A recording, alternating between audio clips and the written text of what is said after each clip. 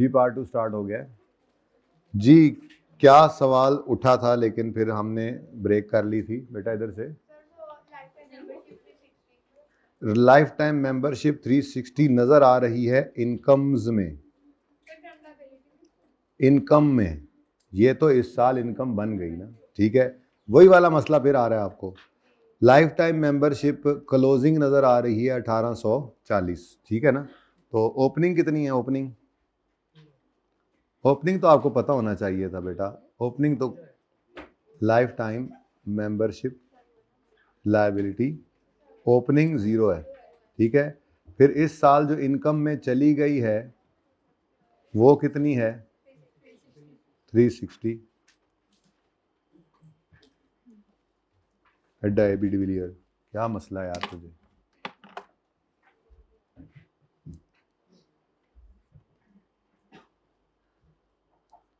और income expenditure में income जा चुकी है 360 और क्लोजिंग में कह रहे हैं जी 1840 है। अच्छा, अब रिसीट पेमेंट के अंदर लाइफ टाइम मेंबरशिप कितनी रिसीव हुई है?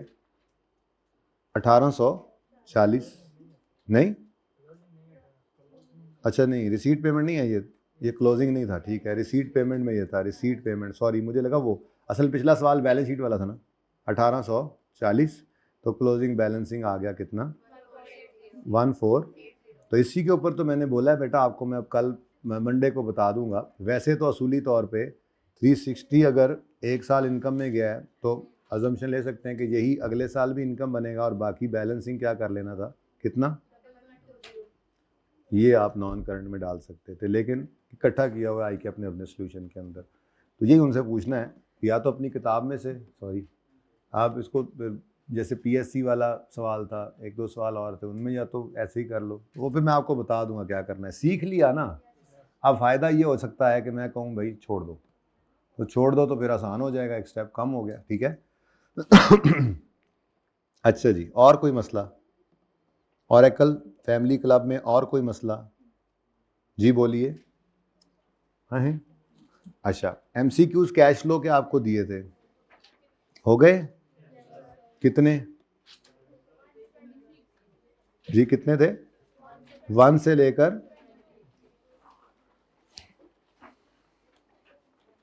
ये यहीं पे ही फिर रहे हैं हम, है ना। कल यहीं पे फिर रहे थे, वाह वाह। अच्छा, आप जरा आप ऊपर से शुरू करते हैं, क्या ख्याल है? नीचे साइड से शुरू किया, तब दरमियान में मिल जाएंगे आके, ठीक है जी। बेटा पहले सफ़े पे किस एमसीक्यू में मसला आया है? पहले में ही मसला आ गया। अच्छा, पहला ओके कर दूं जी। बच्चों, कितने बच्चों ने एमसीक्यूज अटेम्प्ट कर लिए? इसके एमसीक्यूज मुझे ज़रा इंपॉर्टेंट लग रहे हैं, होते भी इंपॉर्टेंट है इसके। कितने बच्चों ने किए एमसीक्यूज? बहुत कम है वैसे, आधे ही हैं बच्चे। चलें। अच्छा जी, सेकंड है, सेकंड में मसला है, किस किस को मसला है? 1 2 3 4, good. A company has incurred a loss of 40 during the year. However, the balance in bank account at the end of year is more than balance at start. भाई लॉस आना तो कोई ऐसी बात नहीं है, कैश फ्लो ज़्यादा हो सकते हैं, उसके बावजूद उसकी कई रीजंस हो सकती हैं। मसलन आपने कोई नॉन करंट एसेट्स बेचे इस साल में तो कैश इनफ्लो हो गया, हो सकता है लॉस में बिके, उधर भी लॉस आ रहा हो, ठीक है। मसलन आपने शेयर्स नए इशू करके उधर से पैसे ले लिए हो, कैश फ्लो तो पॉजिटिव हो जाएगी, बैंक के अंदर तो पैसे पड़े होंगे। मसलन आपने बैंक से लोन ले लिया, लॉन्ग टर्म पैसे आ गए, तब भी पैसे तो पड़े होंगे, चाहे आप लॉस भी कमा रहे हैं। तो इनमें से कोई रीज़न हो सकती है। What does this mean? कहता है इनकर किया उन्होंने लॉस, लेकिन बैंक अकाउंट का बैलेंस एट द एंड ज़्यादा है स्टार्ट से, यानी कैश फ्लो बढ़ा है। क्या रीज़न हो सकती है जी? Company has allowed a longer credit period to credit customers. नहीं नहीं, इससे तो उल्टा कैश कम होना चाहिए था, क्योंकि डेटर से पैसे लेट आए होंगे।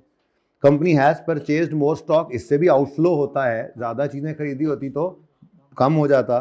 Company has made right issue. Company has purchase नहीं, परचेज नहीं, तो सी इज द करेक्ट ऑप्शन जी। सही है। नेक्स्ट जी, थर्ड में कोई मसला? फोर्थ में, फिफ्थ में, सिक्स्थ, सेवंथ,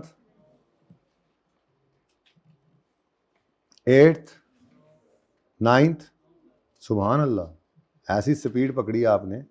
कितने बच्चों ने किए, दोबारा बताइएगा। यहाँ तक 10वें तक कोई मसला नहीं आया, एक के अलावा। अच्छा, company has made following investment, हाँ जी 11वां। मुझे तो लगता है आप लोग गोलियां करा रहे हैं। यस, डिबेंचर इशू करना इज लोन लेना और डिबेंचर्स खरीदना is investment. Long term assets ही होते हैं ये भी, ठीक है। कहाँ पे लिखा हुआ है, किस एमसीक्यू में? इसी में 11वें में, 11वें में, 10वें में? चलो, the company has made following investments, 6 month advance rent paid to landlord, short term investment highly liquid, debenture purchased redeemable after, ये लॉन्ग टर्म इन्वेस्टमेंट है, ये शॉर्ट टर्म इन्वेस्टमेंट है।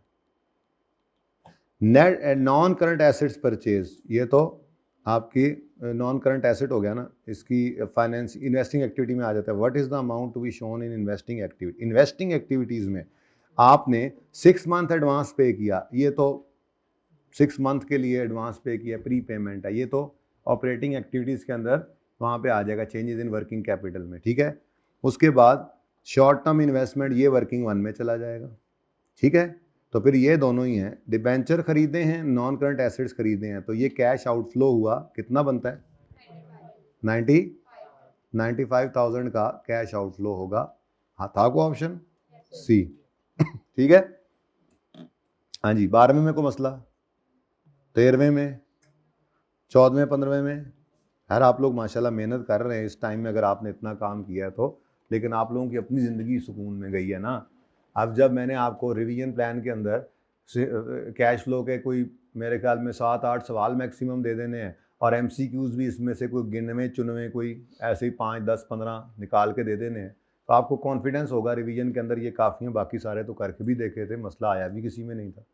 तो ये आपने अपने लिए अपने साथ ही भला किया। ये जो आखिर में थोड़ी सी मेहनत कर रहे हैं आप, जितना यहाँ पे आप गुड़ डाल रहे हैं ना, अभी छुट्टियाँ होते ही उतना मीठा आपका रिवीजन वाला मामला हो जाएगा जी। 17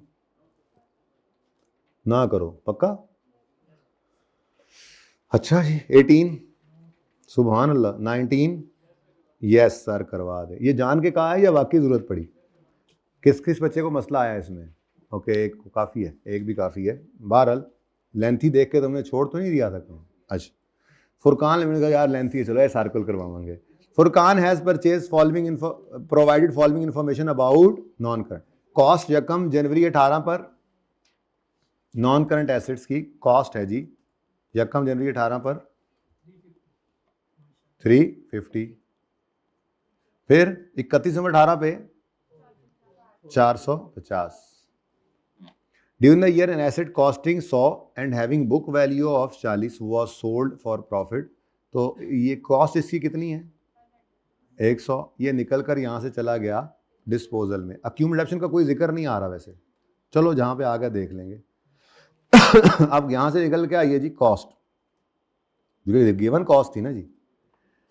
अच्छा, अब वो कहता है ये बिका कितने का है। अब यहाँ से अक्यूमुलेटेड डेप्रिसिएशन भी निकल सकती है। अक्यूमुलेटेड डेप्रिसिएशन निकालोगे 100 माइनस 40 60। अब ये बिका कितने का? वो कह रहा है प्रॉफिट पे बिका है, तो डिस्पोजल क्रेडिट पीएनएल डेबिट नहीं, disposal debit PNL credit yes, gain इस तरफ आता है। कितना? तो कैश बैलेंसिंग आना था यहाँ से, कितना कितना जी? 70 का कैश ये आ गया इनफ्लो। अच्छा, उसके बाद what is the net to be shown as outflow in cash flow from investing activity section. अब देखो ना, डेप्रिसिएशन तो वैसे ही अलग होनी, इसने कॉस्ट दे दी थी, मुझे डेप्रिसिएशन से कोई लेना देना नहीं है। इन्वेस्टिंग एक्टिविटी में तो सिर्फ आपको एडिशन इन एसेट चाहिए होता है। तो अगर एसेट अकाउंट कॉस्ट पे बना हुआ है तो बैलेंसिंग फिगर इस तरफ क्या आ रही है जी? 200। तो 200 है आउटफ्लो, 70 है इनफ्लो, तो नेट में 130 रुपए का what is the net to be shown as outflow. तो नेट 130 आउटफ्लो शो होगा, ये ऑप्शन था। इजी था बच्चे, क्या हुआ था? इन्वेस्टिंग एक्टिविटीज में क्या नेट कैश फ्लो जाना है इस एडजस्टमेंट का।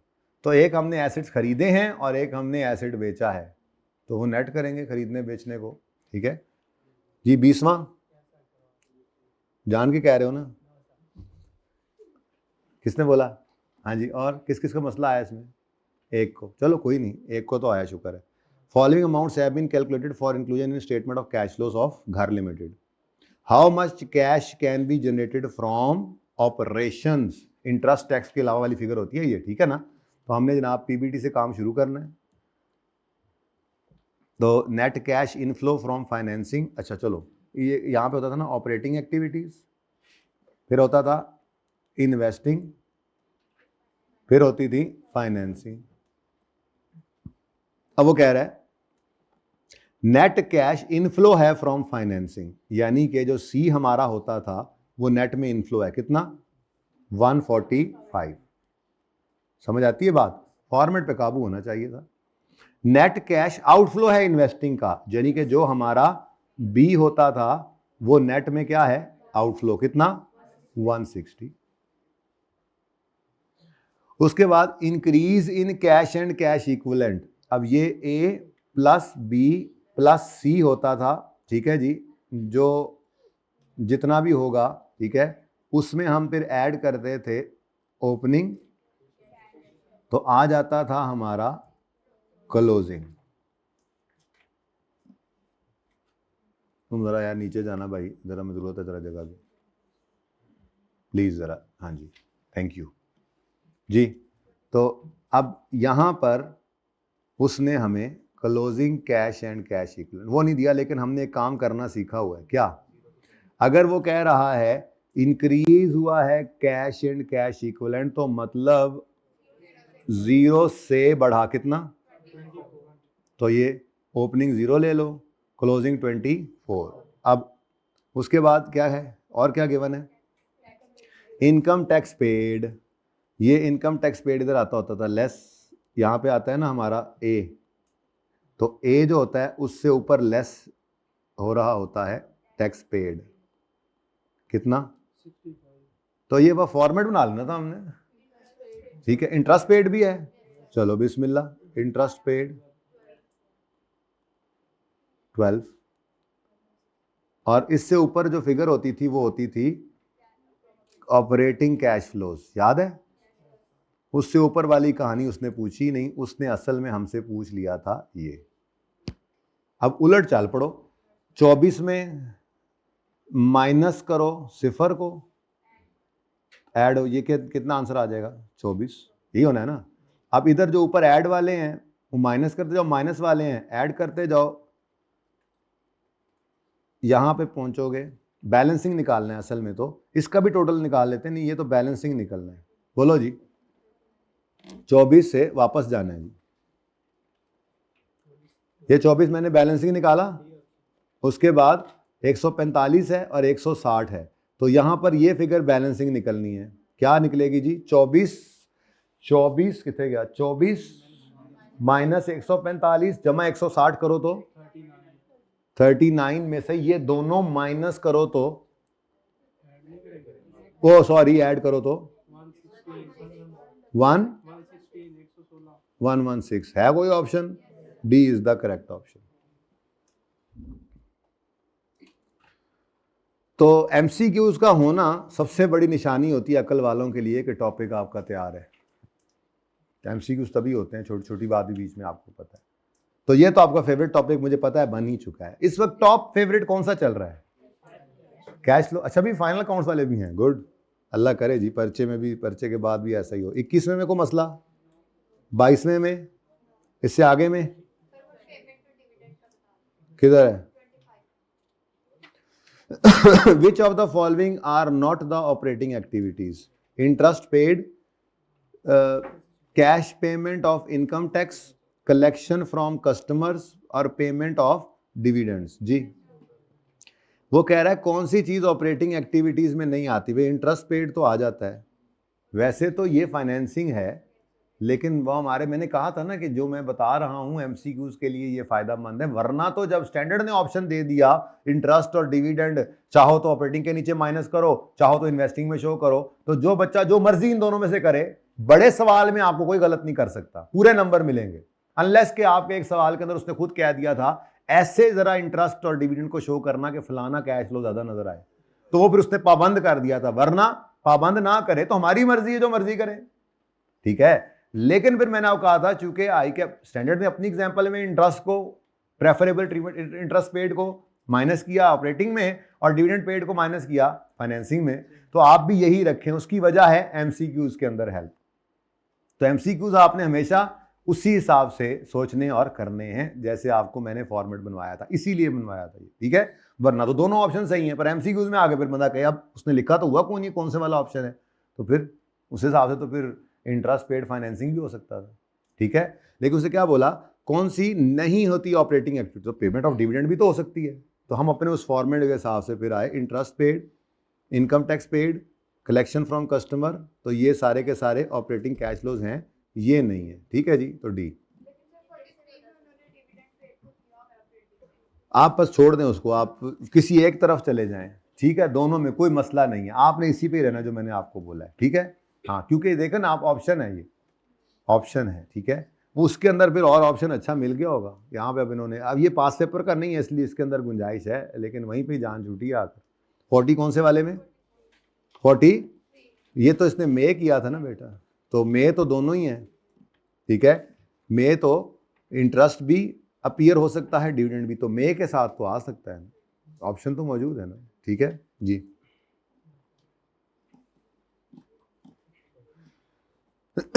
इस चैप्टर पूरे में कोई चीज रह गई है तो बता दो। अब चैप्टर को जाके बंदा जाके टिक करे कसम से, हैं। अच्छा, उसके जी 28 को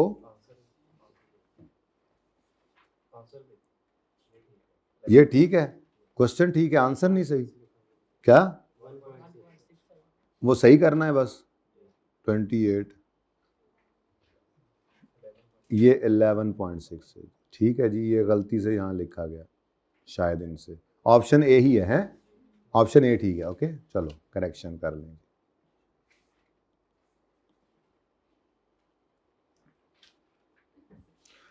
और जी देखें तो कैश फ्लो के बाद चल रहा है हमारा एनपीओ फ्रेमवर्क, हमने करना है।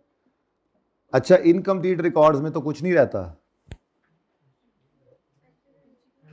वो तो आपने करने आज शुरू करने हैं ना, आज सारे करके आएंगे ना, यही तो होमवर्क पूछने लगा था। इसके अलावा थ्योरी को एक नज़र देख ज़रूर लेते हैं, इसके अंदर बातें इंपॉर्टेंट थी, ठीक है, लेकिन सिर्फ एक बार ज़िंदगी में रीड ऑनली करना है, आपको पता लगेगा कि इन्होंने जो बातें की हुई थी हमने वो अप्रोच सीख ली है, उसके बाद दोबारा इसको कभी मत ज़िंदगी में पढ़ना, सिर्फ एक बार अपनी तसल्ली के लिए पढ़ लो, मेरा ऑडिट कर लेना बस, ये कह रहा हूँ, ज़रूरी है, ज़रूरी है, क्योंकि मैं भी इंसान हूँ, कुछ रह गया हो मुझसे बतकाज़ा बशरियत तो आप मुझे कल बता दोगे मंडे को, वो रिवीजन के 4-5 दिन पड़े हैं, मैं उनके अंदर वो बात समझा सकता हूँ ना, मैं भी सुरखरू हो जाऊँगा, आपका भी काम हो जाएगा, एक बार पढ़ने से ये फ़ायदा होता है, ठीक है ना।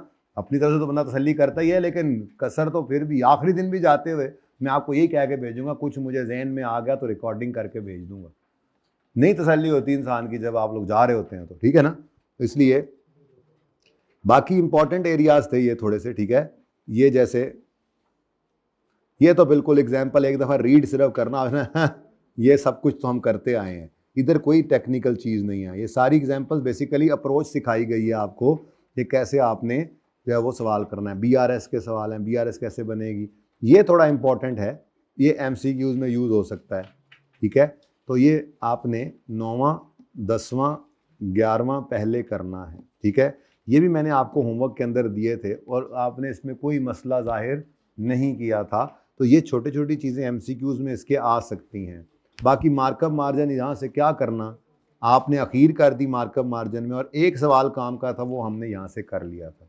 तो इस चैप्टर के अंदर कुछ भी नहीं है, बस पहले 2 सफ़े रीड कर लेना, तसल्ली हो जाएगी, ठीक है। और अगर हो सके तो मेहरबानी करके ये सिर्फ एग्जाम्पल 9, 10, 11 ये सिर्फ 3 देख लेना, मुझे ऐसे डर लग रहा है कहीं किसी एमसीक्यू में ये यूज़ हो जाए तो पहले ये करना, एग्जाम्पल 9, 10, 11 और उसके साथ सारे एमसीक्यूज, ताकि ये चैप्टर भी हमारा साइड पे हो जाए, ठीक है। इंशाल्लाह मसला कोई नहीं आएगा, लेकिन देखो आपका ये टाइम है जो बहुत कीमती है इस वक्त। अभी अगर मिसाल के तौर मैं तो वेला आदमी, पेपर तो आपने देना है, अब ये सारे कैश फ्लो के सवाल मैं आपको खुद करा लेता, 2 घंटे में हो जाने थे, लेकिन उसका क्या फ़ायदा होना था। लेकिन इस वक्त जो कॉन्फिडेंस आपका बना वो अलग फ़ायदा, और दूसरा हमारा टाइम यहाँ से बचा, हम कुछ और अच्छा काम इसमें करेंगे, टाइम तो पूरा ही लगा रहे होते हैं ना। ठीक है, तो यहाँ पर जी मैंने आकर लिखा आज क्या तारीख है, लेक्चर केड़ा है 103 के अंदर आपका जो सिंगल एंट्री जिसको कहते हैं इनकम्प्लीट रिकॉर्ड्स ही लिखता हूँ, बाद में ये ना ढूंढते रहो किताब में सिंगल एंट्री की तरह, हालांकि नाम इसका मशहूर सिंगल एंट्री है, बहरहाल इनकम्प्लीट रिकॉर्ड्स इसका ऑफिशियल नाम है। ठीक है, इनकम्प्लीट रिकॉर्ड्स का होमवर्क है, कौन कौन सी 3 एग्जाम्पल्स दी हैं जी। अच्छा देखें, आपको सवाल मैंने ज़्यादा करवाए हैं, तो जब रिवीजन प्लान आएगा तो उसमें उनमें से भी कुछ कदरे कम सवाल होंगे। अच्छा, मेरी असेसमेंट रिस्क की है, उसकी बेस पे मेरे रिवीजन प्लान में भी कोई सवाल रिस्क की टॉपिक के 2-4 ज़्यादा हो जाएंगे और कम रिस्की के 1-2 कम हो जाएंगे। तो आपने बस ये जो मैं लिख दूंगा सवाल वो काफ़ी होंगे इंशाल्लाह, अल्लाह से मांग कर बस जाइएगा, इनफ होगा वो काम। तो अगर मैंने सवाल यहाँ पे सिंगल एंट्री में आपको 15 कराए हैं तो हो सकता है मैं रिवीजन प्लान के अंदर उसमें 7-8 डालूँ।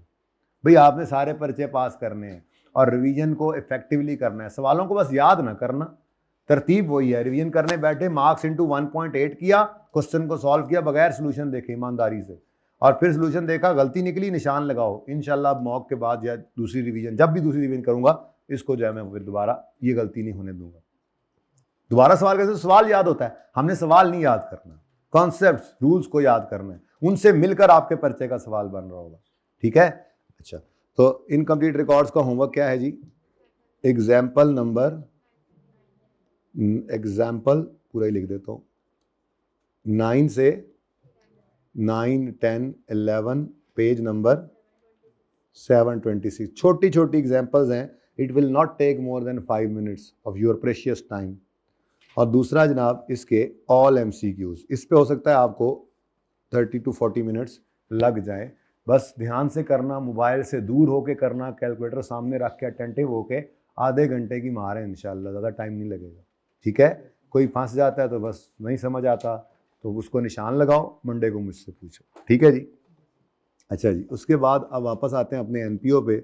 इसकी थोड़ी सी हम जो है वो, मैं आज फ्रेमवर्क नहीं करना चाह रहा क्योंकि मेरा दिल कर रहा है कि ज़रा NPO, जैसे अब देखो ना कैश फ्लो ऐसे पूरा हुआ है, अब सिंगल एंट्री कल ऐसे ही मंडे को बिल्कुल पूरा होगा और NPO भी ऐसे ही पूरा करके फिर फ्रेमवर्क पे मूव कर जाऊंगा। ठीक है, तो इससे तसल्ली क्या होगी, ये साइड पे हो गया काम।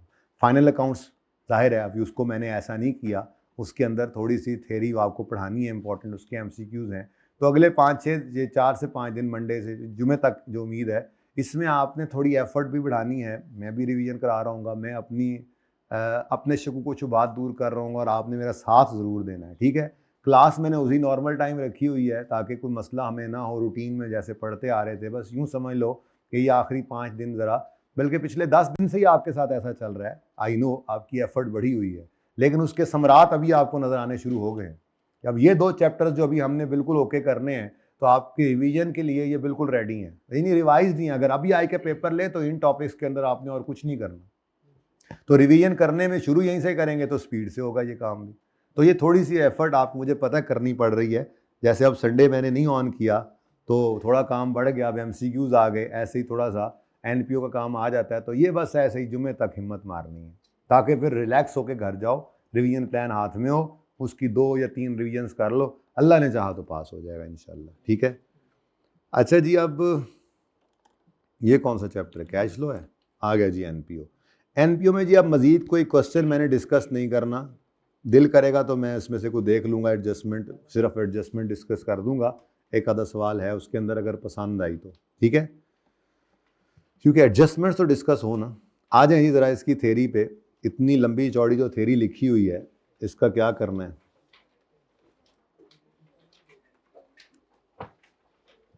किससे ना जान छुड़ानी है और क्या करना है, तो जान छुड़ानी है, इसको आपके लिए आसान करना है, चीज़ें कम करनी है आपके लिए। तो ये अगले 40-45 मिनट्स जो हैं 3:30 बजे क्लास भी ख़त्म करनी है ना मैंने, पता है ना आपको आज। लेकिन मुझे लग रहा है आज पिछला जीत गए हैं ना। कल मेरा दिल था, परसों वाला मैच जो है ना, मेरा दिल था कि यार वो कोई नहीं, हम हार जाते तो जरा फिर हमारे चांस ज़्यादा होते, जरा फाइनल बनने का चांस होता। क्या पता वो कहें प्राणे आए ने, अच्छा नहीं लगता दोनों हम पहले जीत जाएं, संडे वाला फाइनल ना बने हैं। आना है किसी ने देखने, आना है? अच्छा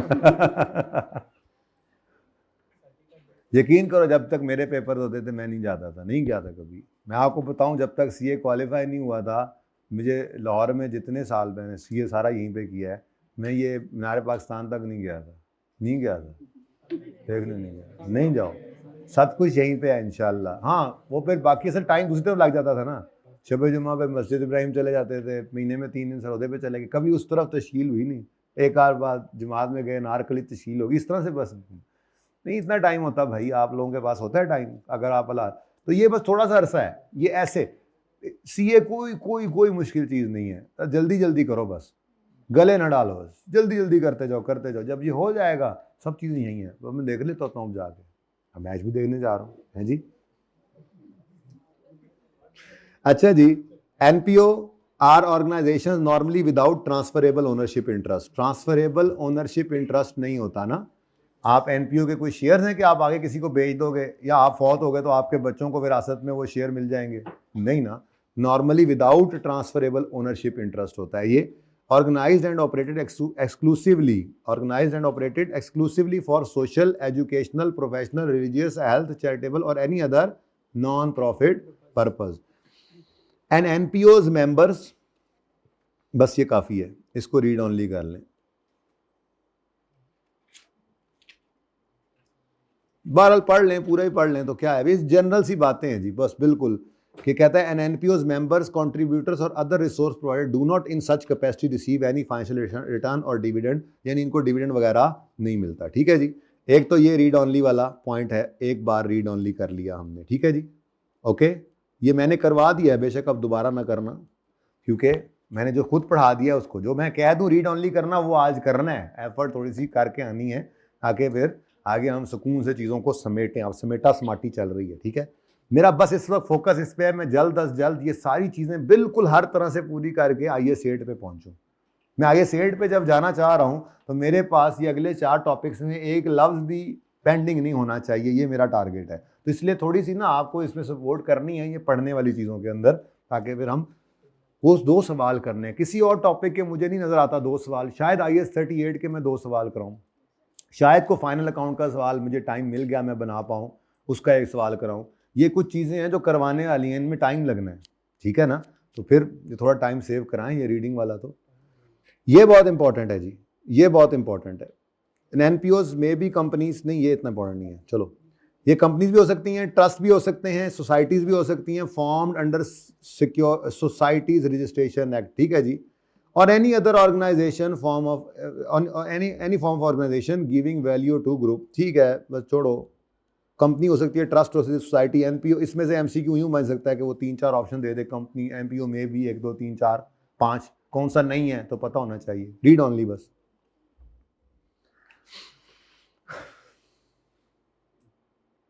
अच्छा, अब आपको पता है कि प्राइमरी ऑब्जेक्टिव प्रॉफिट ऑर्गेनाइजेशन का क्या होता है, पता है ना, ठीक है। और एनपीओ का होता है बस ठीक है, ये बातें कोई ऐसी नहीं है आपके लिए रेलेवेंट जो आप पढ़ रहे होंगे, जान दो। Revenue of NPO normally rise from donations, आगे जाके पढ़ना है इसको, यहाँ पे तो रश कम करें ना, ये ऐसी गपशप लगाई हुई है, ठीक है। Some accounting rules are as relevant to NPO that for example relating to inventory and however some areas might be, छोड़ें इसको, ठीक है। जिंदगी आसान कर रहा हूँ ना मैंने कहा आपकी, लेकिन अभी कुछ चीज़ें हैं सिर्फ एक बार रीड ऑनली करनी, क्योंकि उनके भी मैंने टेबलर फॉर्म के अंदर ना आपको चीज़ें बनवाई हुई हैं। फंड्स कौन कौन सी किस्म के हैं, कहाँ जाते हैं, कॉन्ट्रीब्यूशन किस किस तरह के हैं, फिर लोन, वो जो हमने लोन रीपेमेंट लोन पढ़ा था, ये सारी चीज़ें आपकी यहाँ पर लिखी हुई थी जो मैंने वहाँ पे आपको पढ़ा दी हैं दाल गा के, ठीक है। तो वो बात वहीं से ही याद रखेंगे, लेकिन एक बार यहाँ से पढ़ के तसल्ली कर लेंगे कि हाँ हाँ यही चीज़ें उधर लिखी हुई हैं, अब जोड़ो इसको, कोई ज़रूरत नहीं। नेक्स्ट, अब भाई यार डिफरेंट टर्मिनोलॉजीज रीड ऑनली कर लो, पहले ही बता दी हुई हैं आपको। पहले इनकम एक कंप्रीहेंसिव इनकम होती थी, वो क्या बन गया, income and expenditure. Net profit को क्या कहते हैं अब, एक्सेस या सरप्लस। नेट लॉस की जगह अब क्या आ जाता है, डेफिसिट। इक्विटी या शेयर कैपिटल की बजाय अब नेट एसेट्स आते हैं, ठीक है। और स्पेसिफिक रिजर्व की बजाय यहाँ पर कंट्रीब्यूशन रिस्ट्रिक्टेड वाले फंड्स, फी, सब्सक्रिप्शन। ओनर शेयर होल्डर की जगह ट्रस्टी, स्पॉन्सर्स, डोनर्स होते हैं, ठीक है। डिफरेंस था थोड़ा सा।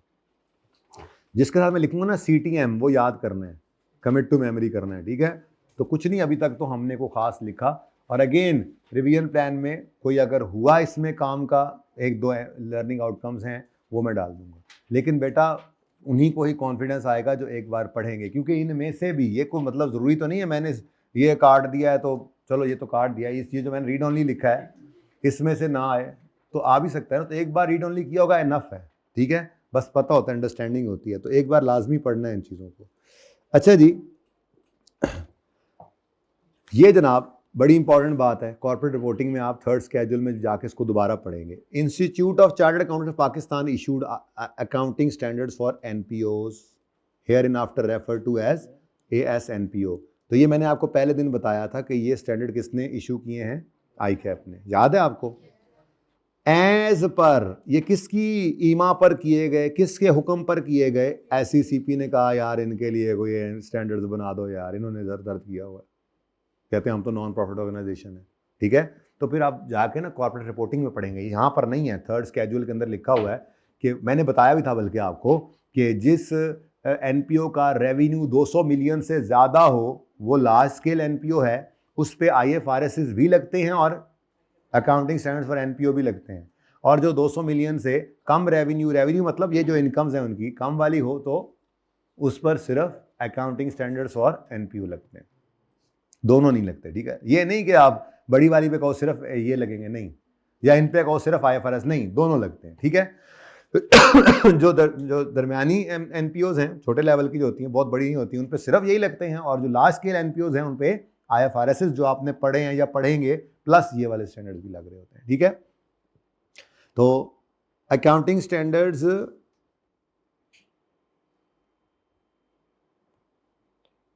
For NPO is applicable to association not for profit registered under company law, ठीक है जी। तो बस ठीक है, यहाँ तक ही पढ़ लो, काफ़ी है, बस ठीक है। अगला पूरा पॉइंट ठीक है, ये इंपॉर्टेंट इसलिए है कि ये MCQ ऐसे बन सकता है, आप जिस बच्चे ने ना पढ़ा हो उसको क्या पता कि ये, वो तो कहेगा स्टैंडर्ड है, अकाउंटिंग स्टैंडर्ड फॉर NPO, तो कहेगा IASB ने ये शायद इशू किए हैं, IFRS जो इशू करते हैं उन्होंने ये भी इशू किए हैं। तो अब पता है आपको कि ये किसने इशू किए हैं, ICAP ने, और किसकी रिक्वेस्ट पे, बल्कि ऑर्डर पे। Accounting standards for NPO is applicable to NPO registered under company law, it is compulsory for such NPO to comply with requirements in addition to requirements applicable. अच्छा ना, वैसे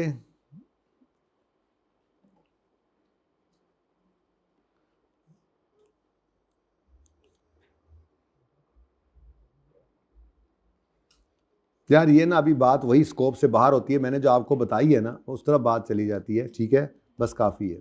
measurement,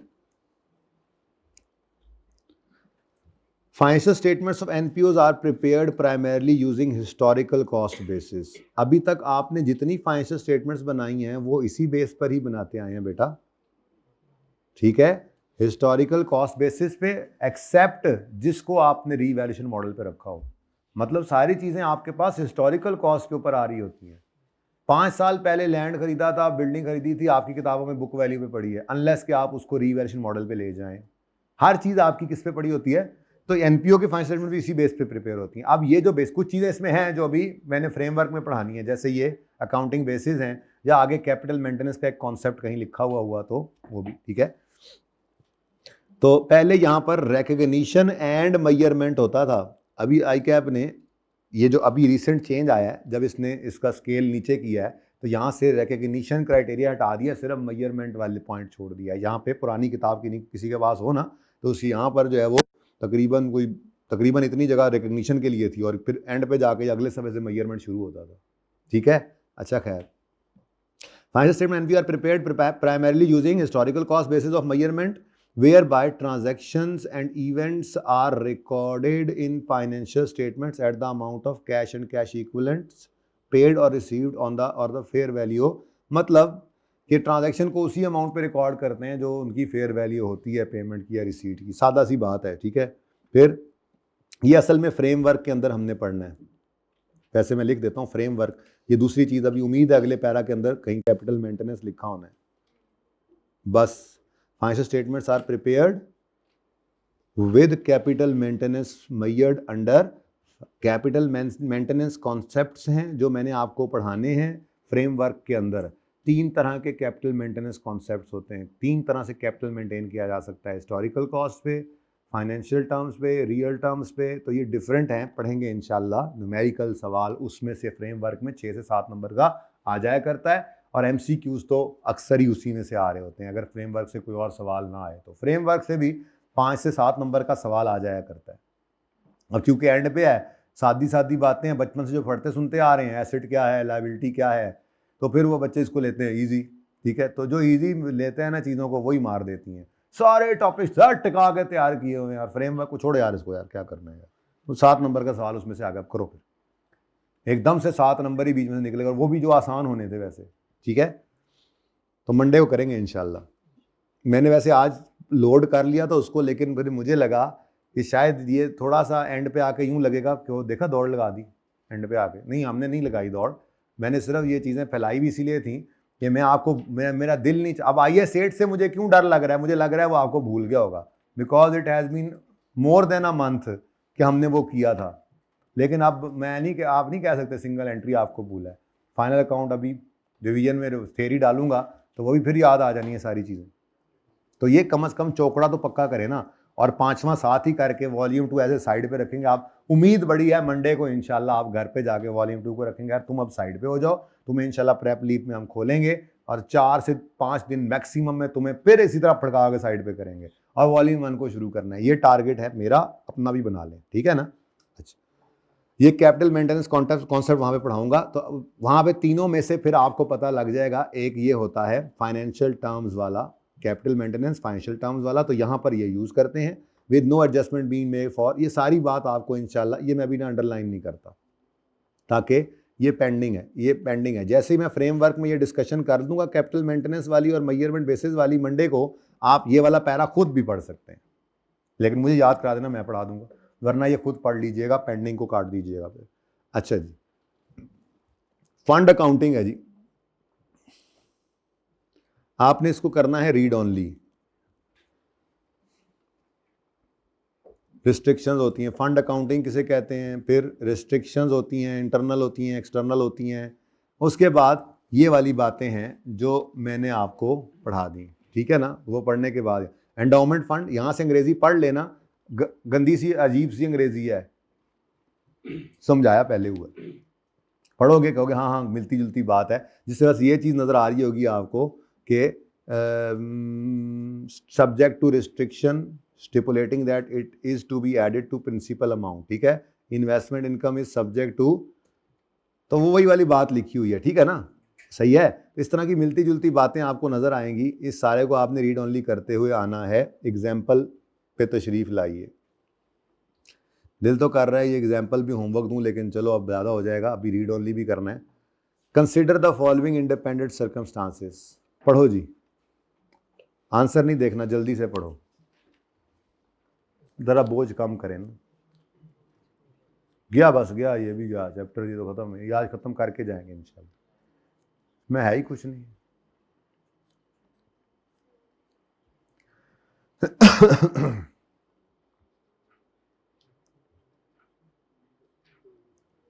A professional body of accountants, NPO है, sets up a fund to financially support deserving students.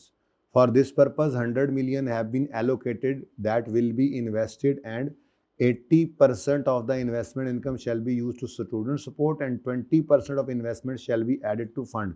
The fund investment shall not be available for use. ये तो क्या है, endowment fund है, ठीक है जी। ये क्या है, endowment fund.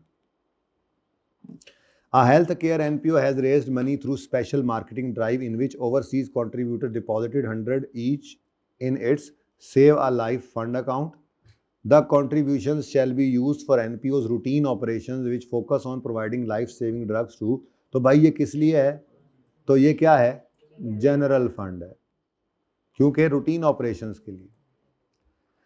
An educational NPO set up a fund for development of new schools in nearby rural areas. The fundraising drive has been successful as many people have contributed for the cause. Fundraising clearly stated that funds so raised shall only be used for construction operation of school at a. तो ये क्या है जी? Restricted fund है जिसको externally restrict किया गया है, इसलिए ये क्या बन जाएगी? लायबिलिटी. ठीक है जी, डन. तो चीजें आती हैं इंशाल्लाह आपको. अच्छा जी, इनकम्स ऑफ एनपीओ. एनपीओ के सोर्सेज ऑफ इनकम क्या क्या हो सकते हैं जी? हमने कहा जी इन्होंने को सर्विसेज दी तो उसके अगेंस्ट इन्होंने फी ले ली, फी फॉर सर्विसेज. डोनेशन बहुत ही बड़ा जरिया है इनका कमाई का, है जी. ठहर जाओ बेटा जी. कंट्रीब्यूशन या डोनेशन एक ही बात है. कंट्रीब्यूशन या डोनेशंस. फिर जी ट्रेडिंग एक्टिविटी. और जी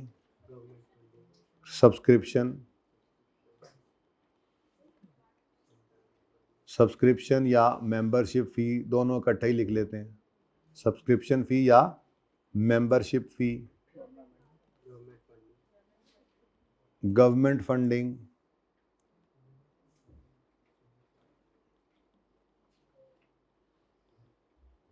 उसके बाद जी को बंदा वो पैसे ही दे जाए, चीज़ें ही दे जाए. जैसे वो भाई ने भेज दिया था हमें, सीमेंट की बोरियां भेज दी थी, ठीक है, तो कंट्रीब्यूटेड मटेरियल आ गया.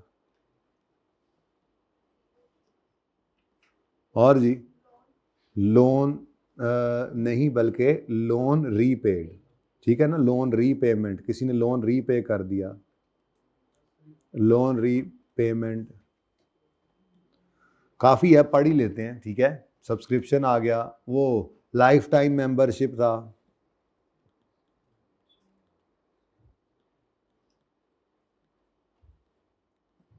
इसी तरह से वो इवेंट्स भी थे.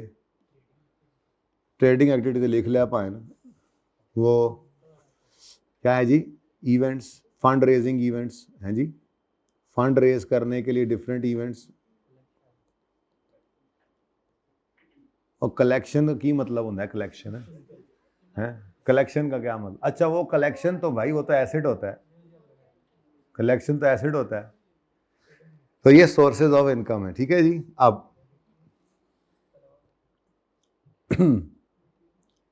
fee. An NPO may have several categories for incomes to fund its operation. For example, fee for services. Read only एक बार कर लीजिएगा.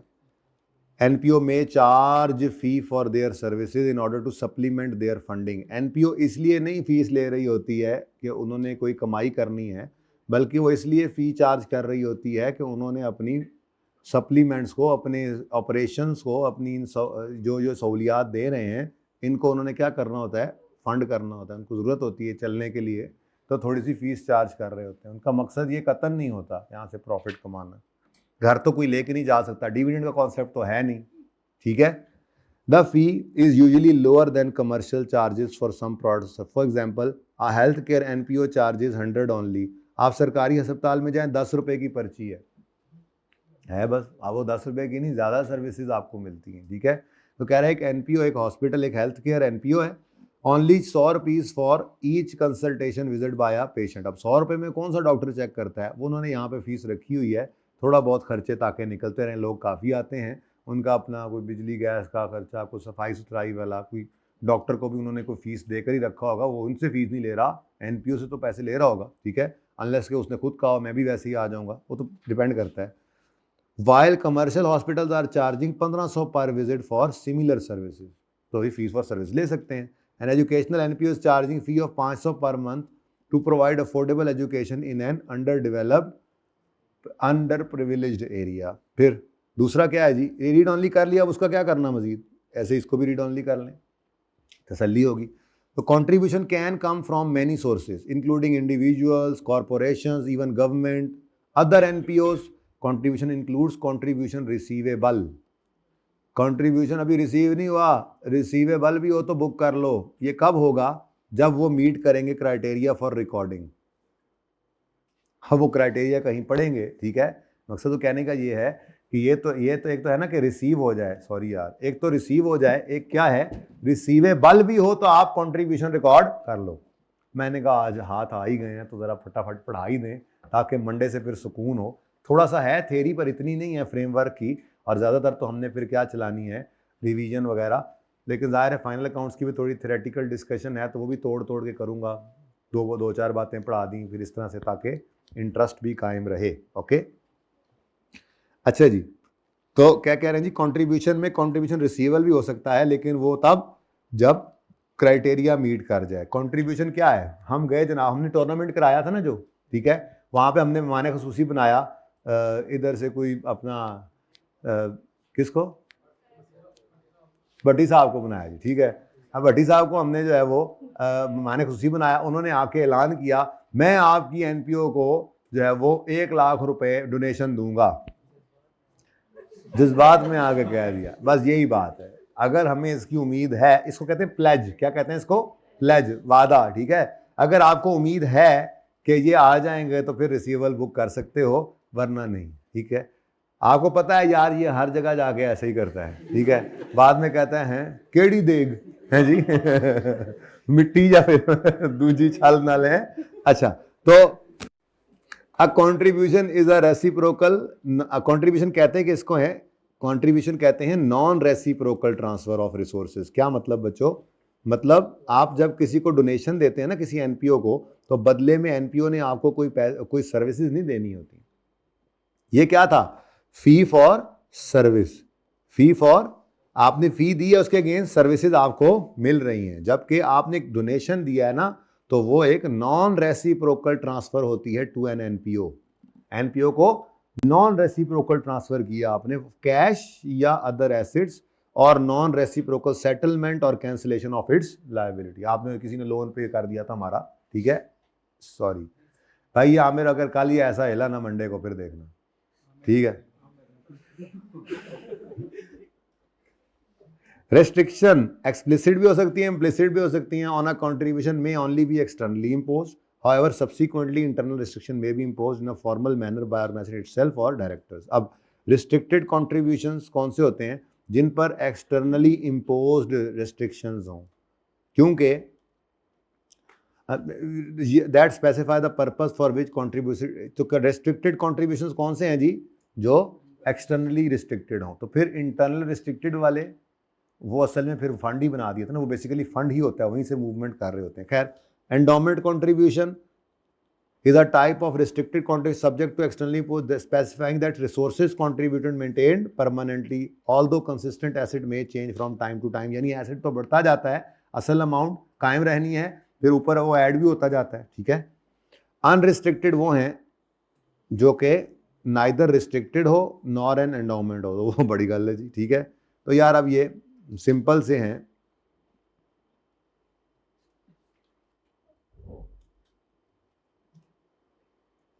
इनमें एक के अंदर थोड़ा सा है मसला, वो कल आप मुझसे जब पूछेंगे तो आज ही बता देता हूं. ये आपका असल पढ़ लें यार, जान छिड़ाओ देता हूं.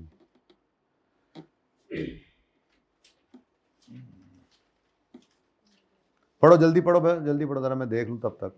आगे रीड ओनली सारा, ये सारे काम देखो बाप ने किए हुए हैं. Government funding, investment income, profit from running operation, trading activity से कहते हैं, इवेंट्स, इन्वेंट्रीज, इसी का तो इंतजार है, कलेक्शन, पीपीई, बस. आगे तो वो फॉर्मेट्स हैं, वो जो बना लिया हुआ उसके फॉर्मेट्स बने. जी बच्चों, हिम्मत हिम्मत हिम्मत हिम्मत हिम्मत, कोशिश, जज्बा, जुनून. A healthcare NPO received 10 million from a wealthy individual subject to condition that amount shall only be used for acquisition of land for construction of a hospital in a specific village. What type of restricted? ठीक है जी, ये restricted हो गया. A is restricted.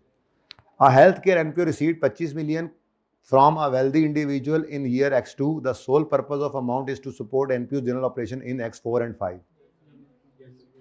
General operations है ना, ये क्या है? हाँ हाँ, तो जनरल ऑपरेशन वाला तो क्या होता है? जनरल अनरिस्ट्रिक्टेड, सिर्फ जनरल ऑपरेशन ही होते हैं। जनरल ऑपरेशन होते हैं। ये कौन सी रिस्ट्रिक्शन है? कहता है तुम्हारे जो भी काम है वो कर लो, हो गई, ये रिस्ट्रिक्शन है। जो भी काम में स्पेसिफिक काम कर लें हम जो मर्जी करें भाई, कोई रिस्ट्रिक्शन नहीं। ये क्या है? ये क्या है? अनरिस्ट्रिक्टेड होता। अगर ये ना लिखा होता, रिस्ट्रिक्शन फिर भी छोटी सी है, वैसे तो अनरिस्ट्रिक्टेड ही बनने लगा था, पर मुसीबत क्या हो गई? आए हैं पैसे X2 में और कह रहा है वो खर्चे कौन से जनरल ऑपरेशन में कब यूज करना? 4 और 5 में। तो रिस्ट्रिक्शन तो लग गई ना, ठीक है। वैसे जो जनरल वाले थे तो इनको हमने अनरिस्ट्रिक्टेड ही कहना था, लेकिन एक रिस्ट्रिक्शन तो उसने फिर भी लगा दी। 2 में पैसे दे क्या कह रहा है? ना 2 में इस्तेमाल करना है ना 3 में करना है, बल्कि 4 और 5 में। तो इसमें आपको मसला आना था ये घर पे अगर होमवर्क देता तो। An educational NPO received a plot from Mr. Salman subject to condition that the land shall only be used for construction of primary education. या restricted है? An educational NPO received a plot of land from Jamal subject to condition that this land or sale proceed from it shall only be used to achieve general objectives of NPO. The fair value of plot of land is, हाँ जी, ये क्या है? शर्त क्या है कि आपने सिर्फ अपने जनरल ऑब्जेक्टिव्स अचीव करने हैं। तो ये क्या है जी? अनरिस्ट्रिक्टेड है भाई। An educational NPO receives 50 million from alumni donors subject to condition that principal balance shall be invested as per specified investment policy, and NPO cannot use the principal balance. However, NPO can utilize investment earnings to pay for things such as academic programs. ये कौन सा है? Endowment fund, EF। तो unrestricted D है, सही है, पहले तीनों ठीक है जी। कोई बंदा आया मटेरियल ही दे गया, अब भला ये पढ़ाऊंगा मैं आपको, पढ़ा देता हूं, ठीक है।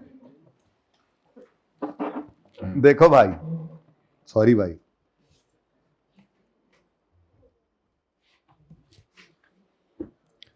आपको बिल्डिंग में आने के लिए कैश रिसीव हुआ, आपने एंट्री की building cash debit, building liability credit, ऐसे ही किया था। हम यूं लिख लेते हैं हॉस्पिटल बिल्डिंग लायबिलिटी, याद आ जाए कुछ ताकि थोड़ा सा जी, कितना मसलन 100। आपको एक बंदा पैसे देने की बजाय क्या दे गया था? सीमेंट के गट्टू, ठीक है जी। तो आपने उसकी एंट्री क्या कर ली? मटेरियल इन्वेंट्री डेबिट और हॉस्पिटल बिल्डिंग लायबिलिटी क्रेडिट। अब इसको रिकॉर्ड करना किस पे होता है हमेशा? ये मैंने आपको असूल बता दिया था, यही पढ़ाना है उन्होंने यहाँ पे कि कंट्रीब्यूटेड मटेरियल्स को किस पर रिकॉर्ड करो? फेयर वैल्यू पे। तो 65 लेट से, ठीक है जी, 65 ही था ना, याद था मुझे थोड़ा थोड़ा।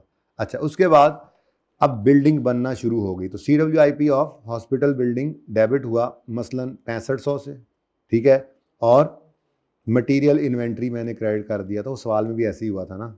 चलो, अब ये इन्वेंट्री आई तो गई, आई गई हो गई, पता नहीं गल आई गई होगी, इन्वेंट्री आई गई होगी, ठीक है। उसके बाद जी आपको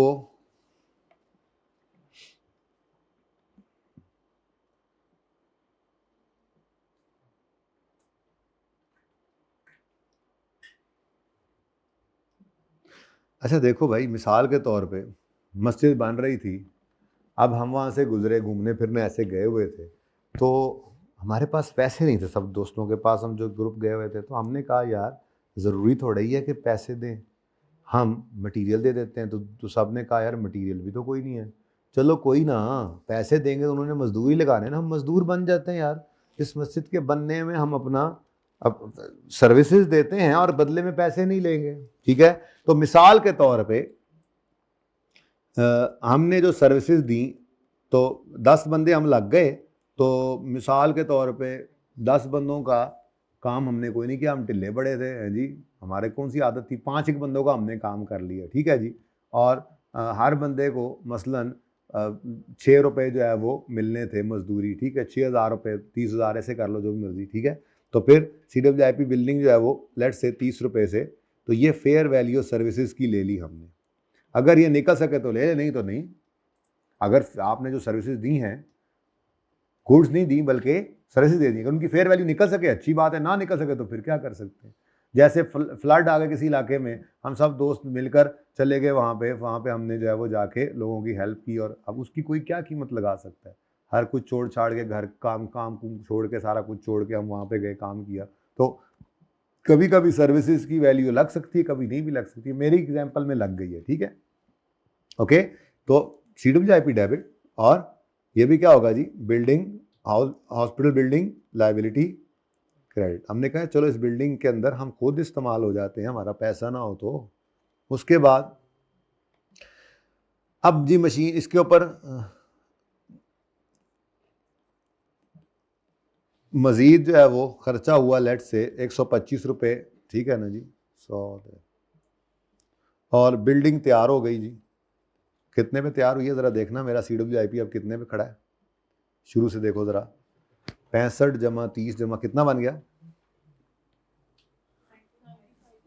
दोस्त बेटा, ये सारा ही CWIP है ना, और जानते तारे हो जी।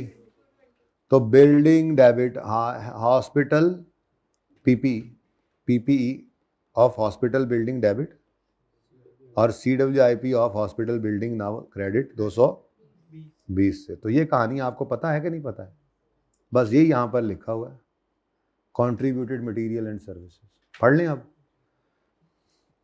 है important. A contribution of material and services, assets other than cash, would be measured at fair value only when fair value can be reasonably estimated and material and services are used in normal course of NPO's operation and would otherwise have been purchased।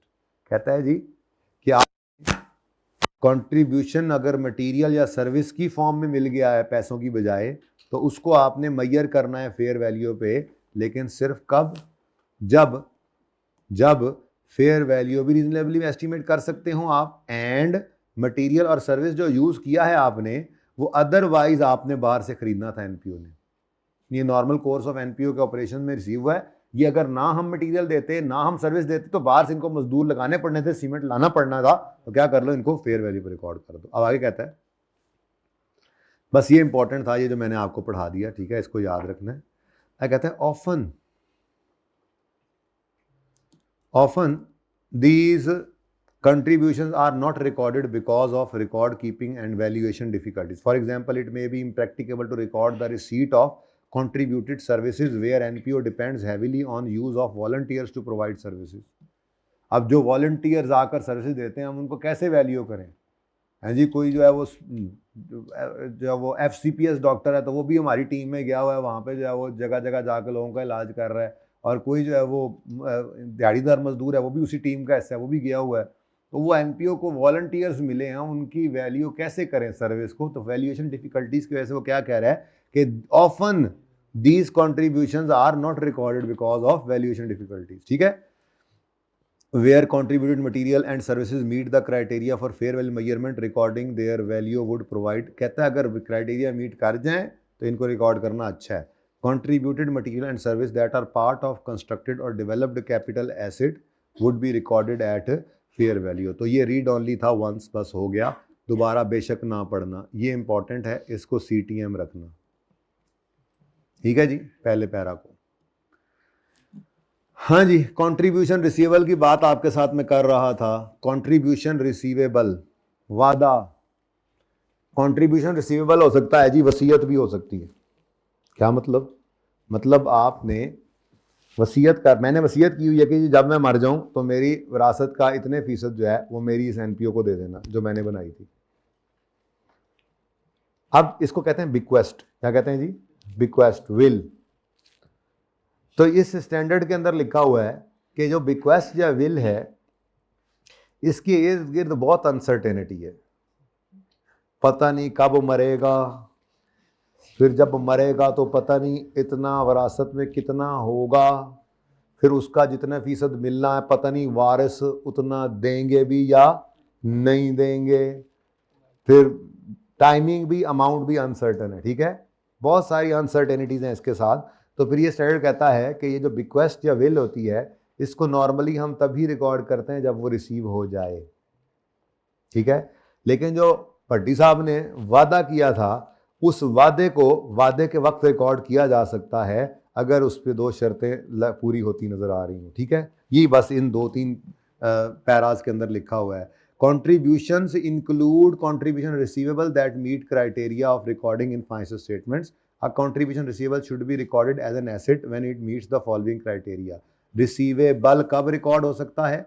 Contribution received तो record होता ही है जब receive हो जाए, receivable भी बन जाए तो रिकॉर्ड हो सकता है कब जी? जब वो ये क्राइटेरिया मीट करे। Amount to be received can be reasonably estimated and ultimate collection is reasonably assured. जो पैसे उसने बोले हैं, ठीक है, वो मतलब एस्टिमेट लगा सकते हो हम, और कलेक्शन इज रीजनेबली अश्योर्ड, ठीक है। इन पर्टिकुलर recognition of a वादा and bequest shall be recorded as follows. वादा और वसीयत ये कब रिकॉर्ड करेंगे? a वादा is a वादा, sorry, a pledge is a वादा is a वादा to contribute cash or other asset to an NPO similar to any other contribution receivable. An uncollected pledge would only be recognized if it meets the above criteria. क्या मतलब? Amount estimate हो सके और receipt की assurance कुछ हो reasonable, फिर there is reasonable assurance that NPO will comply with condition if any attach to the contribution, कि अगर उसने कोई कंडीशन लगा दी है तो रीजनेबल अश्योरेंस दें कि वो एनपीओ मीट कर लेगी। रिसीवेबल बुक करने लगे हैं ना, receivable debit income credit, and contribution is not dependent on any contingent event outside NPO's control. क्या मतलब कि जी भट्टी साहब ने ऐलान पता क्या किया है, मैं आपको 1.5 लाख रुपया डोनेशन दूंगा अगर कल शाम से पहले पहले बारिश हो गई तो। अब रिकॉर्डिंग क्राइटेरिया 1.5 लाख भी है, भट्टी साहब की जुबान के भी पक्के हैं, 1.5 लाख देंगे भी सही, तो रिकॉर्डिंग क्राइटेरिया तो मीट हो गया, ठीक है। रीजनेबल एश्योरेंस है, कंडीशन कंप्लाई हो जाएगी। चलो कंडीशन क्या है कि अगर बारिश होगी तो आपने मुझे फोन करना है, ये फोन तो कर देंगे, कंडीशन भी कंप्लाई कर लेंगे, लेकिन कंट्रीब्यूशन जो है is dependent on a contingent event जो एनपीओ के कंट्रोल में नहीं है, तो फिर प्लेज रिकॉर्ड नहीं कर सकते, ठीक है। तो ये तो बात होगी किसकी जी? प्लेज की, ठीक है। A pledge is a promise to contribute cash और other asset to an NPO, ठीक है जी। Pledge would be only recognised if it meets the above criteria, जो ऊपर ये ए और बी, ठीक है। There is a reasonable assurance that NPO will comply with conditions अगर attached हैं तो, and contribution is not dependent on any contingent event outside NPO's control, ठीक है। तो ये इंपॉर्टेंट है, कंट्रीब्यूशन रिसीवेबल एमसीक्यूज के पॉइंट ऑफ व्यू से भी इंपॉर्टेंट है, ठीक है। क्या क्या? अच्छा जी, बड़ी मेहरबानी। नेक्स्ट जी, bequests are often subject to considerable uncertainty surrounding both the timing of receipt and the amount that will be actually received.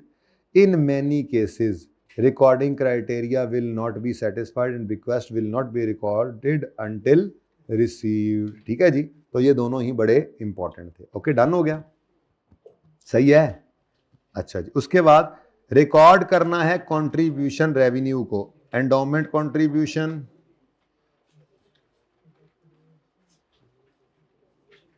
इधर देखना जरा,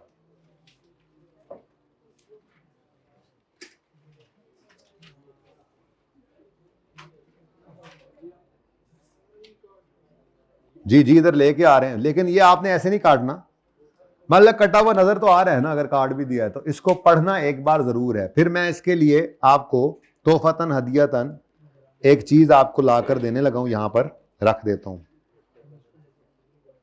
जी। अगर मैं आज के दिन उत्थे पहुंच गया तो आप पढ़ना शुरू कर दो तब तक, ताकि कंफर्म हो के यही टेबल वाली बातें ही है ना, उधर पढ़ना शुरू कर दो इसको जो मैंने क्रॉस किया है, एक बार जल्दी से पढ़ के फिर क्रॉस कर दो।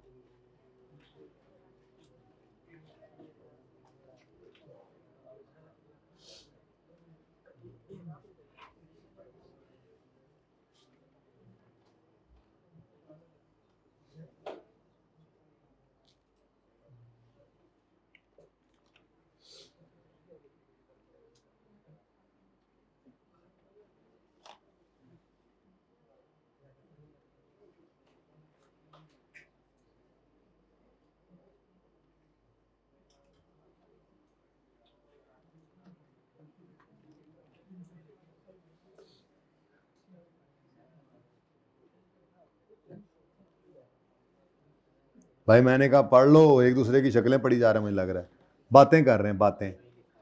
वही लिखा हुआ है, ये वाला लिखा हुआ है, ये वाला जो मैं लेके आया हूं ये, ठीक है, कि फंडिंग या लोन रीपेमेंट, ठीक है, वो भी फंडिंग है। कंट्रीब्यूशन मिलेगा तो उसकी क्या ट्रीटमेंट है, पास्ट कॉस्ट के लिए हो, फ्यूचर के लिए हो, एसेट के लिए हो, ठीक है, नॉन डेप्रिशिएबल के लिए हो। तो बहरहाल ये बातें आपने लिखी, तो इस टेबल के साथ इसको रिप्लेस कर दे, जो टेबल आपने बनाया हुआ है, मैंने बनवाया था आपसे। इसको मैं यूं कह रहा हूं, ठहरे आपको याद रह जाए, तस्वीर के साथ ही लिख देते हैं, पेज 859, ठीक है ना। तो पेज 859 को रिप्लेस कर लें इसके साथ।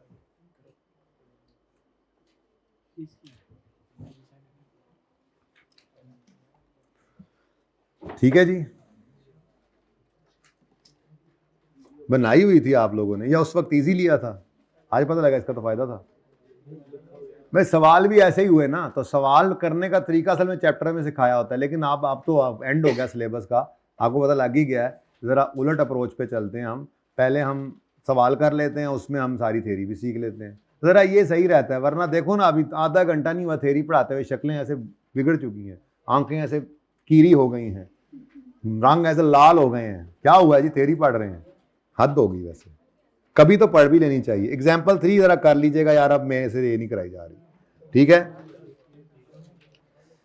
एग्जाम्पल 3 में यही हो, बहुत सवालों के अंदर अब ये बातें कर ली हैं, देख लीजिएगा। मेंबरशिप फी, इनकम, लो भाई अब ये आपसे सब्सक्रिप्शन का अकाउंट बनवा रहे हैं, रीड ओनली करना है आपने, ये चलते जाएं आगे, आप स्पीड है। ये सारी एग्जाम्पल्स जो बीच में आ रही हैं, ये कैलकुलेटर मारना है आपने, सवाल पढ़ना है कैलकुलेटर पे, बस सॉल्व ना करना, लेकिन कैलकुलेटर के ऊपर ये लाजमी सब कर लेनी है। एग्जाम्पल 5 बीच में गुजर गई, 4 गुजर गई, ये सारी एग्जाम्पल्स हैं। एग्जाम्पल मैं बल्कि यूं कह रहा हूं, यहां पे होमवर्क नहीं लिखता, ये सारी पढ़नी है। जो एग्जाम्पल बीच में आ रही रीड ओनली के सिर्फ पढ़नी है, कैलकुलेशन वाली है तो कैलकुलेटर मार के सिर्फ फिगर देख लेनी है। अब सब्सक्रिप्शन का अकाउंट आपसे बनवा रहा है, चेक करो यार, ये एग्जाम्पल में क्या कह रहा है, चेक करो यार।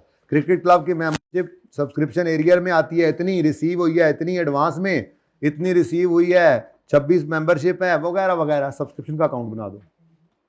तो ये आपने बनाना है, इससे हेल्प मिलेगी आपको, छोटा मोटा कोई ना कोई इस तरह के एमसीक्यूज बन जाते हैं, कोई पॉइंट कहीं से भी काम दे जाता है, ठीक है।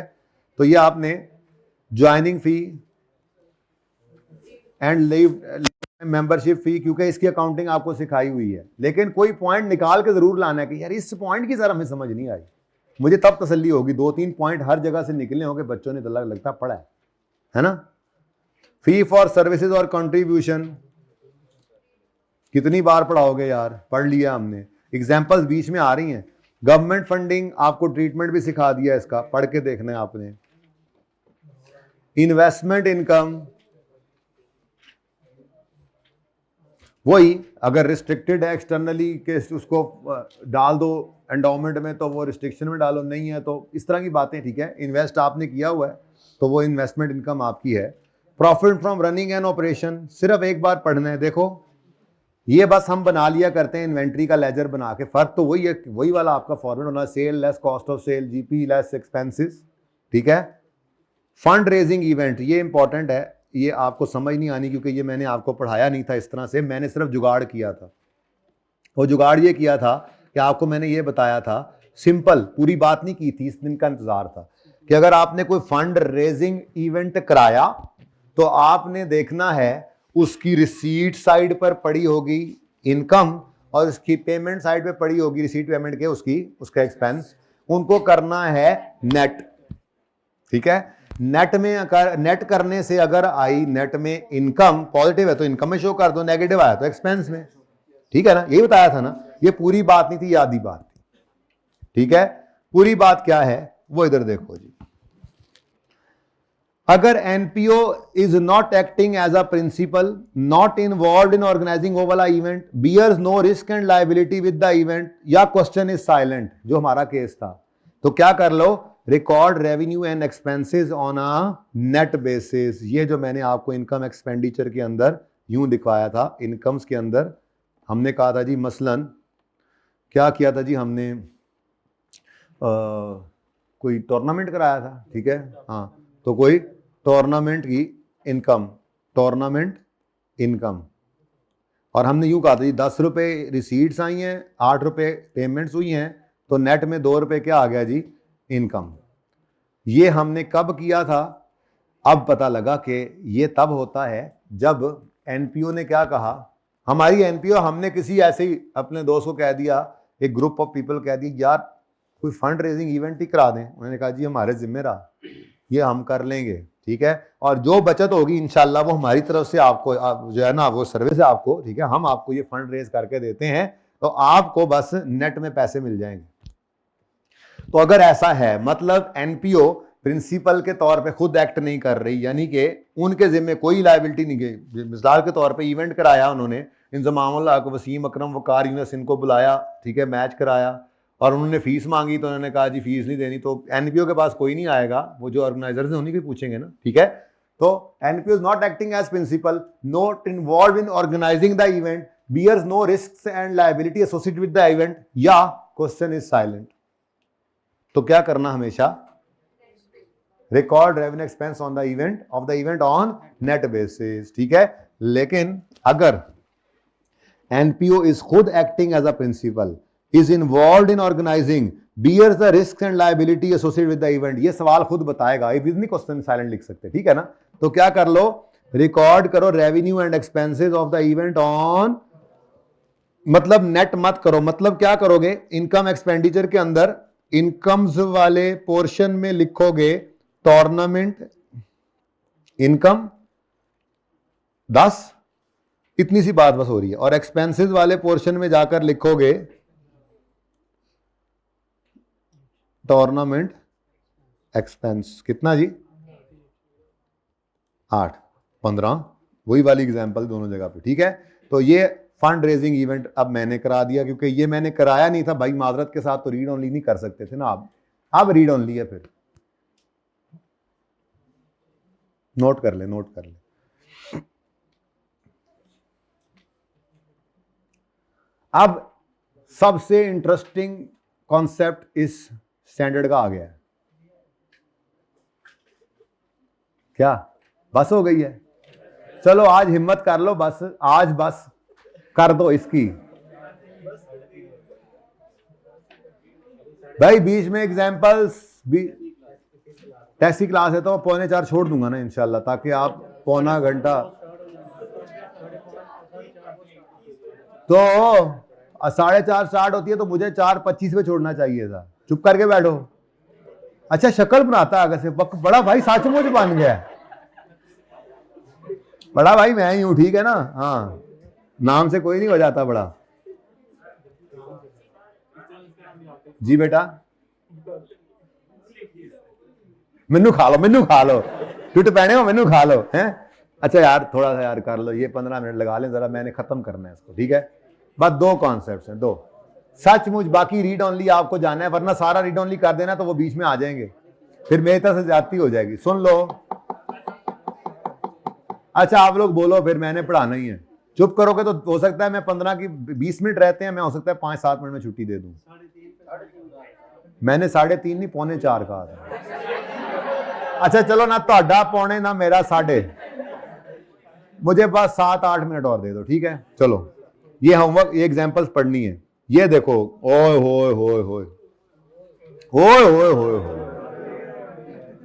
कंट्रीब्यूटेड मटेरियल तो मैंने पहले ही पढ़ा दिया, ओए होए होए होए। When an NPO recognize contribution of material and goods, cost of inventory shall reflect the fair value at date of contribution, यानी जिस दिन आपको कोई मटेरियल रिसीव हो जाए तो आपने उसकी एंट्री क्या करनी है, इन्वेंट्री डेबिट, और इनकम कर दो या लायबिलिटी हो तो फिर डिपेंड करता है किस पर जी, फेयर वैल्यू पर आपने रिकॉर्ड करना है। तो मैंने पहले ही बता दिया था आपको वहां पे कंट्रीब्यूटेड मटेरियल में और उसमें, ठीक है। अब अगर आपको जो भी कंट्रीब्यूशन मटेरियल का इस्तेमाल हुआ है, पहली बात तो क्या थी, उसको किस पे रिकॉर्ड करो, फेयर वैल्यू पे। लेकिन अगर ये मटेरियल जो आपको रिसीव हुआ है, ये आपने आगे फ्री ऑफ कॉस्ट डिस्ट्रीब्यूट करना है या नॉमिनल वैल्यू के ऊपर करना है, मसलन ओ भाई ओ भाई ओ भाई ओ भाई, मसलन हमने एक एनपीओ बनाई हुई है जिसके अंदर हम लोगों को ये कहते हैं कि यार जो दवाइयां आपके इस्तेमाल में, लोग लेते हैं ना दवाई, 2-3 गोलियां खाई तबीयत सही होगी, फारिग पड़ी होती हैं, एक्सपायर नहीं है, उन्हें कहते हैं कि यार ये सारी दवाइयां आप हमें दे दो बहुत से ऐसे लोग यहाँ पे इस वक्त मौजूद हैं जिनके बहुत बुरे हालात हैं। हम ये कर रहे हैं कि हम उन लोगों को फ्री में मेडिसिन दे देते हैं, ठीक है। अब हमने ये एनपीओ बना दी।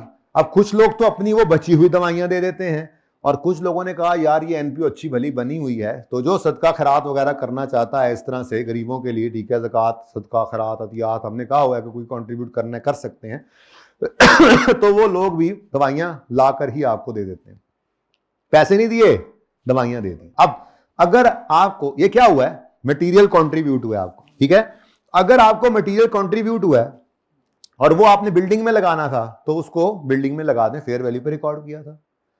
और अगर आपको मटेरियल रिसीव हुआ है, रिकॉर्ड तो इसको फेयर वैल्यू भी किया था आपने, लेकिन इसको आपने आगे डिस्ट्रीब्यूट करना है फ्री ऑफ कॉस्ट या एट नॉमिनल वैल्यू। अब इसके लिए एक स्पेशल केस है इस स्टैंडर्ड के अंदर। वो क्या कहता है कि अगर ये मटेरियल, जो कंट्रीब्यूशन ऑफ मटेरियल हुआ है, ये अगर to be delivered distributed at no charge और फॉर अ नॉमिनल चार्ज है, तो NPO shall measure inventories at lower of cost.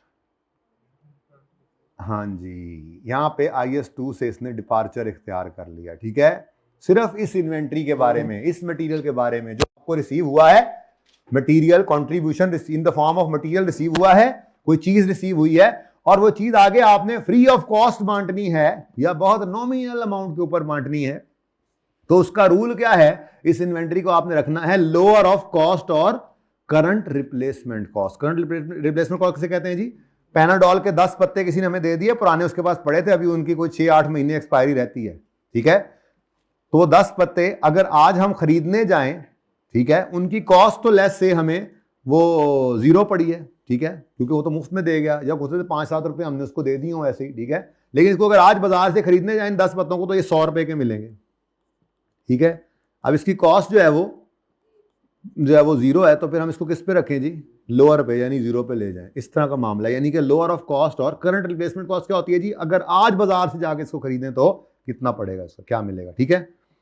अब वो कहता है an NPO shall measure inventories at lower of cost और current when they are held for distribution at no charge और for nominal charge, और ये किसी ऐसी चीज में इस्तेमाल हो जाएगी, ये मटेरियल जो है किसी ऐसी चीज में इस्तेमाल हो जाएगा जिसने फिर बनने के बाद आगे ऐसे ही मुफ्त में या थोड़े से पैसों पर आपने डिस्ट्रीब्यूट करना है। यानी कि या तो वो खुद ही जो रिसीव हुआ है कंट्रीब्यूटेड मटेरियल, उसको किस पे रख ले? एनपीओ, लोअर ऑफ कॉस्ट और करंट रिप्लेसमेंट कॉस्ट पे। अगर वो मटेरियल खुद डिस्ट्रीब्यूट होना है एट नो चार्ज और एट नॉमिनल चार्ज, या वो यूज हो जाएगा, कंज्यूम हो जाएगा, यूज हो जाएगा, used in production process of good to be distributed at, या तो वो खुद डिस्ट्रीब्यूट हो जाए मुफ्त में या थोड़े पैसे लेकर, या वो किसी ऐसी चीज का पार्ट बनेगा, चीज आगे मुफ्त में या थोड़े से पैसों के ऊपर बटनी है, तो उस कॉन्ट्रीब्यूटेड मटेरियल को किस पे रखे?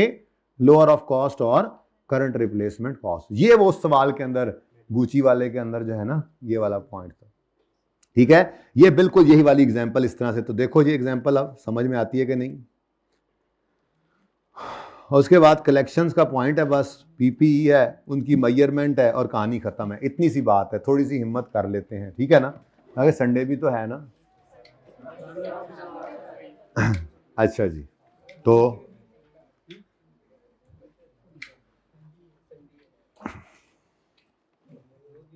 देखो जी, आप लोग पढ़ लोगे आज, आप लोग मौजें करोगे, ठीक है।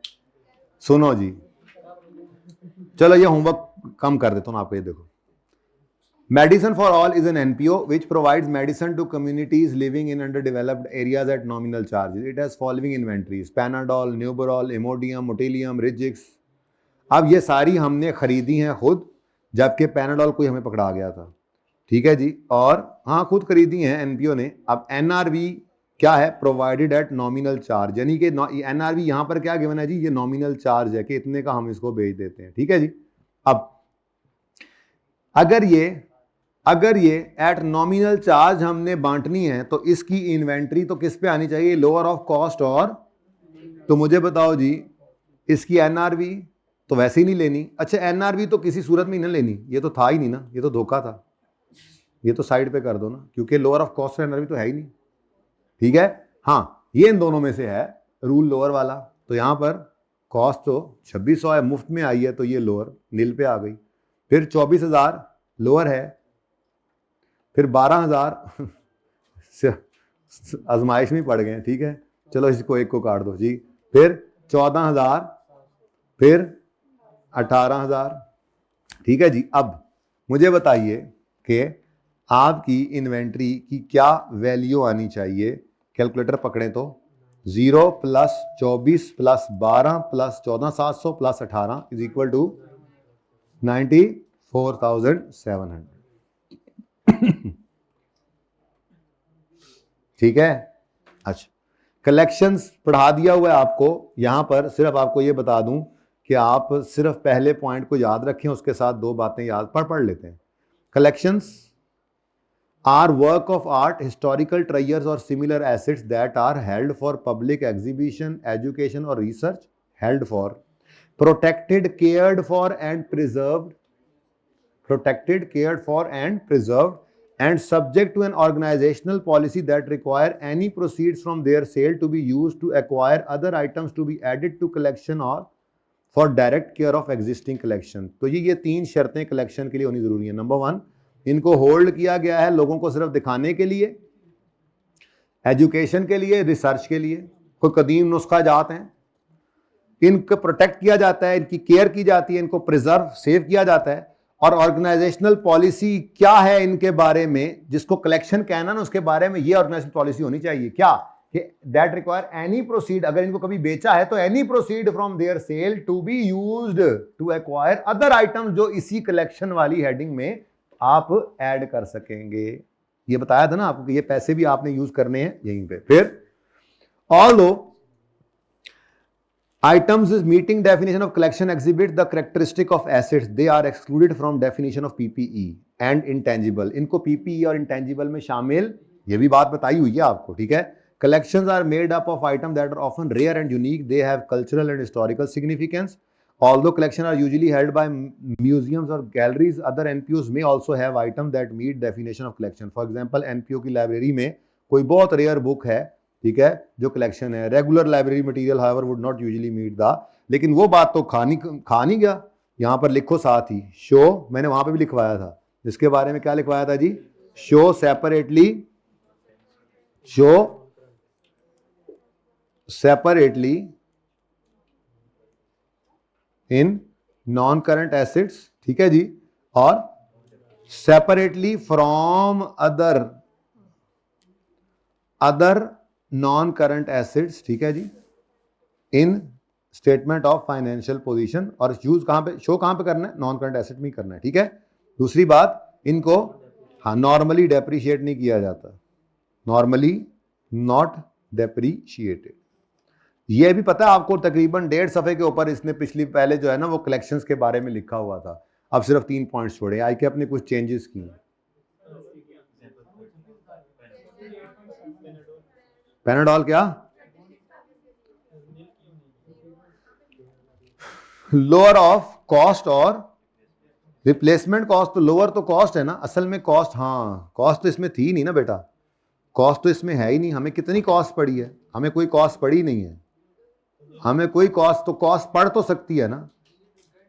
अच्छा चलो, रिप्लेसमेंट कॉस्ट या कॉस्ट में से क्या लोअर है, इस पे बहस कर लेते हैं फिर जी। देखें जी, छुट्टी हो रही थी चंगी वाली, छुट्टी रुक गई। देखें बेटा, असल में जो चीज हमें, इन्हें भी जवाब देता है, आपको पार्ट भी देना है ना मैंने अभी, और ग्राउंड तक जाते जाते रास्ते में बना के भेज दूंगा इंशाल्लाह। दुआ करो वहां पे ना मैं काम कर रहा हूँ बैठा, लोग कितना हंसेंगे यार, ये नहीं चल रहा भाई। देखो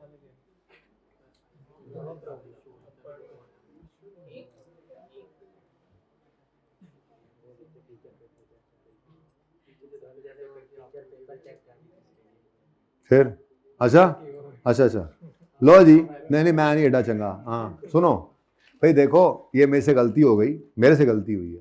देखो भाई, अगर एक चीज़ को रिसीव इन काइंड हुई है तो फिर इसकी तो कॉस्ट है ही नहीं ना हमारे लिए, तो फिर इसको आपने रिप्लेसमेंट कॉस्ट पर ही लेना है, ठीक है।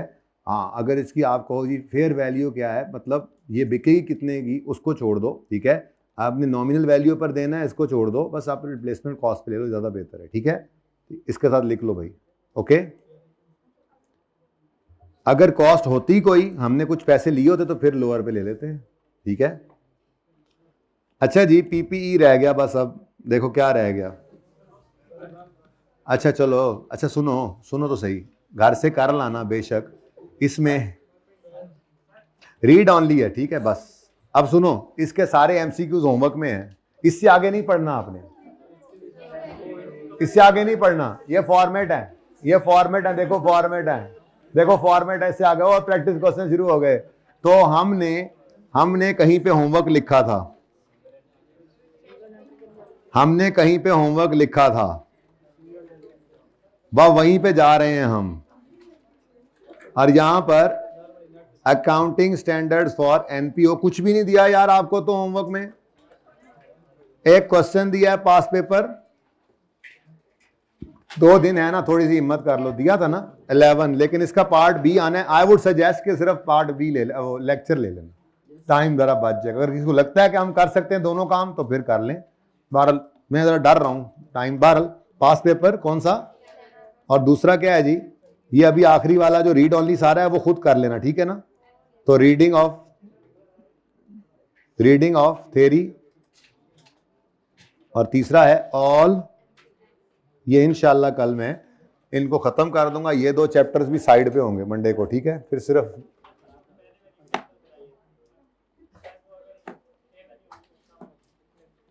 सॉरी कम भी हो तो उसने लफ्ज रिप्लेसमेंट कॉस्ट यूज किया हुआ है, फेयर वैल्यू को भी इग्नोर करना है सवाल के अंदर, ठीक है। अच्छा जी, तो फिर मेरे ख्याल में आज के लिए इतना काफ़ी है। ज़िंदगी अगर रही तो मंडे को मुलाकात होगी विद रिवीजन इंशाल्लाह। हाँ फ्रेमवर्क है, लेकिन फ्रेमवर्क के साथ रिवीजन शुरू हो जाएगी। ओके, अल्लाह हाफिज़।